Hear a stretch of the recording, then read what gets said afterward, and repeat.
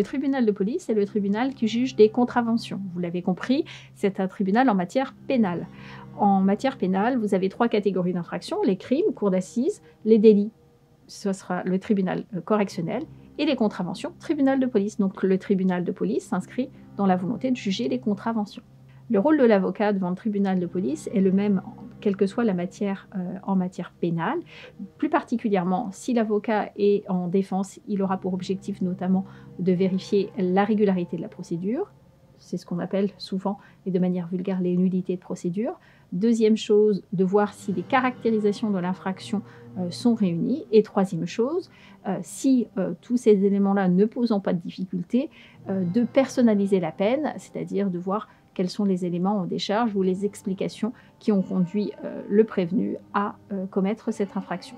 Du côté des parties civiles, l'avocat des parties civiles devant le tribunal de police a pour vocation de soutenir un peu la culpabilité de l'auteur, ce qu'on appelle un soutien à l'action publique, mais bien plus d'obtenir une indemnisation en adéquation avec le préjudice subi par la victime. Soit ce préjudice est liquidable vulgairement à l'audience, c'est-à-dire qu'il peut être sollicité des dommages-intérêts immédiatement en audience, soit il nécessite d'avoir une mesure d'instruction pour déterminer le préjudice de la victime, et dans ce sens, il est réalisé une expertise judiciaire qui permettra par la suite à l'avocat de faire valoir une indemnisation sur la base d'une motivation en appui avec cette expertise judiciaire.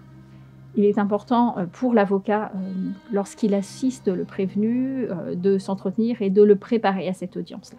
L'avocat a pour vocation d'expliquer le déroulement procédural à son client, mais bien plus aussi de lui montrer les éléments du dossier pour pouvoir échanger, voire un échange sur la caractérisation de l'infraction, soit tout simplement un échange sur l'explication du passage à l'acte, et à ce moment-là, accompagner son client dans l'explication du passage à l'acte en la matière.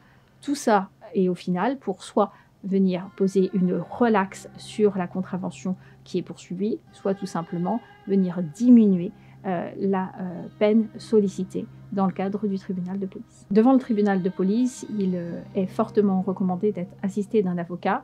Vous l'avez compris, il s'agit d'une infraction en matière pénale.